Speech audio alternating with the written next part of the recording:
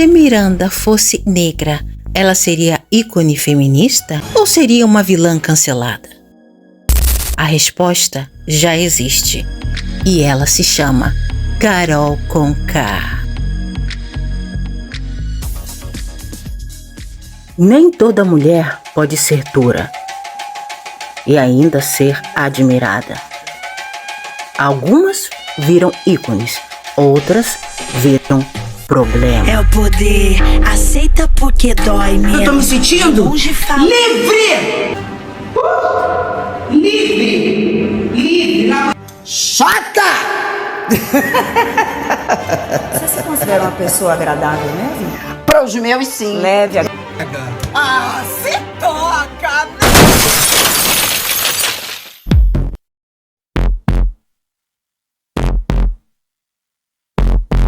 O Diabo Veste Prada foi lançado num mundo onde o pacto operava quase completamente invisível para o público geral. Parda, cansada e gorda. Será que aceitam a pele negra dentro do mesmo elevador? Enquanto o diabo veste Prada, a negra fica com a mordaça.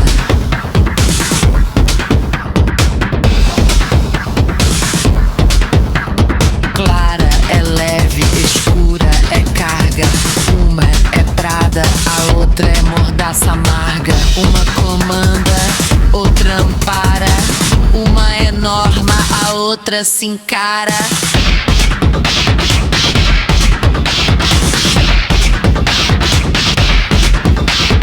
Prada na negra vira arrogância, na branca a elegância. Enquanto a branca perfuma, a negra limpa a lambança.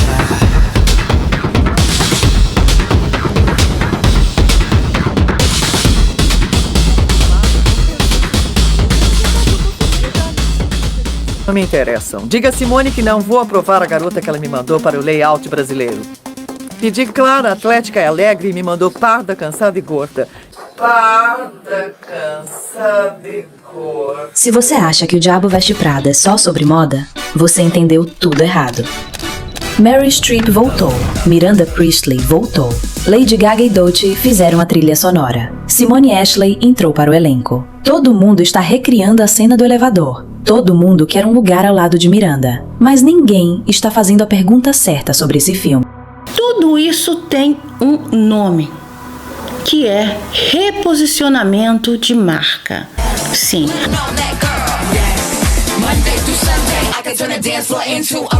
É um arquétipo. Ela se tornou um símbolo de retorno, assim como a Miranda do Diabo Veste Prada. Ela criou uma memória afetiva que, por mais racista que fosse, ela é validada. Todos querem se curvar à rainha. Happy you're here. Thank you so much. So I'm Sasha, I'm from Brazil, and I remember watching the movie as a kid. O Diabo Veste Prada 2 não é só um filme, é o maior evento de reposicionamento de marca coletivo de 2026. Marcas de esmalte, bebida, alfaiataria acessível, todas usando a estética do filme, todas vendendo o mesmo produto invisível. O privilégio branco como aspiração universal. O gay branco, a mulher doce, angelical, acessível, que acha que não está na moda, que tem amiga negra. E a mulher branca de mais de 40 anos, que chega nos espaços sem pedir licença. E o mundo tem que se adequar a ela. Pena que nesse mundo encantado, a mulher negra precisa fazer justamente o contrário. Ela tem que se adequar ao mundo para talvez ser aceita. E o feminismo que ela celebra é mais alvo do que a neve. Miranda Priestley voltou. A Ana apareceu na capa da Vogue usando Prada. Lady Gaga se torna trilha sonora. Cada elemento é calculado, cada escolha é código. O filme não precisa de campanha. Ele é a campanha para si mesmo e para tudo que orbita ao redor. Ao menos 12 marcas lançaram produtos relacionados ao Diabo Veste Prada. E tem gente que já está vendendo a bolsinha vermelha de pipoca. Fabricação própria. Eu vou deixar até o link aí na descrição para você comprar e apoiar aqui o projeto. Se você também quer um esmalte, compre. Se você quer maquiagem inspirada, vai estar sendo lançada também uma paleta de cores inspirado no Diabo Veste Prada. Até uma edição da revista impressa eles lançaram. O Duomo de Milano coloca o Scarpe vermelho de Prada. Tudo respira o Diabo Veste Prada. Havaianas cria uma coleção exclusiva para a mulher que está cansada de usar salto alto, mas quer usar havaianas com alto estilo. Eles não colocam a havaiana na cor vermelha, né? Inspirado mesmo ao sapato vermelho. Eles trocam, colocam uma mulher negra andando pela cidade usando o chinelo de cor marrom. Não é mesmo? O que une todas as marcas é a escolha de um produto ou ativação que a audiência consegue imaginar nos bastidores. O Cappuccino, o Scarpe vermelho. A Colorama lançou 4 esmaltes com nomes que refletem a tendência. Pena que tudo isso não fala com uma parda, cansada e gorda. Se você não assistiu a versão de 2006, ela está disponível na Disney.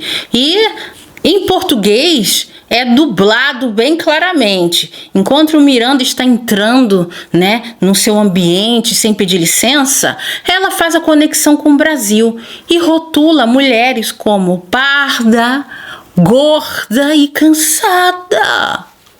As marcas democratizaram o acesso à estética, mas não questionaram o que a estética representa. Você pode comprar o esmalte Veste Prada por R$ 8,99, mas o sistema que decidiu que parda é sinônimo de suja não mudou o preço. Ladies and gentlemen, Miss Grace Jones. Grace Jones foi assumida como homem em drag ou acusada de ser masculina demais. Grace Jones, em uma entrevista, ela chegou a cuspir na cara do entrevistador branco que estava ignorando ela. Nossa, imagina o cancelamento.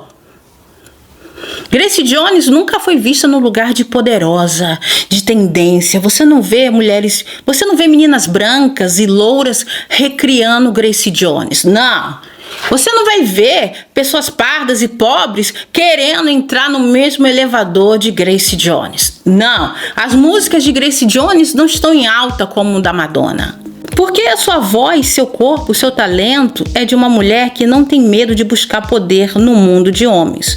Hoje, tomamos por certo a justa posição de masculinidade andrógena, mas em 1981 era revolucionário, especialmente vindo de uma mulher preta retinta. Grace Jones fez o que o sistema só reconheceu como legítimo quando corpos brancos repetiram depois. Madonna usou depois, o sistema chamou de revolucionário. Lady Gaga também, e o sistema chamou de ousado. E assim vivemos o auto-ódio. A gente trata mal quem se parece com a gente e exalta quem nunca quis se aproximar da nossa realidade. Ela usa o negro para servir, para cozinhar, para limpar, e em troca a gente dá devoção e amor e trata como se fosse a princesa Isabel.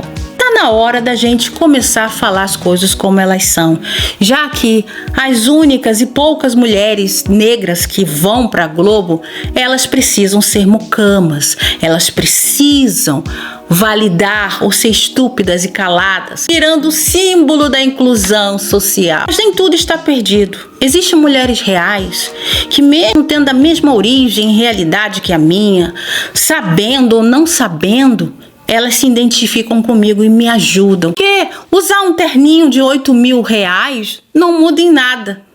Agora, você pegar esses R$8.000 e permitir que uma mulher negra, independente, possa ter água encanada, olha, isso muda vidas.